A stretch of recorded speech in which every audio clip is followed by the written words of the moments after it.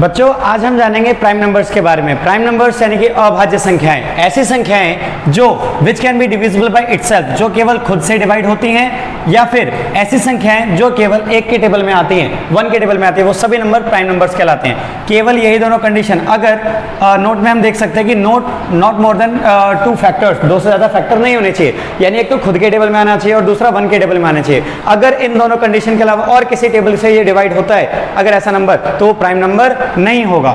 यानी अगर हम बात करते हैं फॉर एग्जांपल 2, तो 2 केवल खुद के टेबल में आता है और 1 के टेबल में आता है। 3 केवल 3 के टेबल में आता है और 1 के टेबल में। 5 केवल 5 के टेबल में और 1 के टेबल में आता है। तो ये जितने भी नंबर्स लिखे गए हैं, एक तो खुद के टेबल में आते हैं और दूसरा ये 1 के टेबल में आते हैं, इसलिए सारे नंबर कौन से हैं? ये सारे नंबर प्राइम नंबर्स हैं। जिसमें एक इंटरेस्टिंग और याद रखने लायक बात कि जो सबसे छोटा प्राइम नंबर होता है वो 2 है। 2 is the smallest prime number.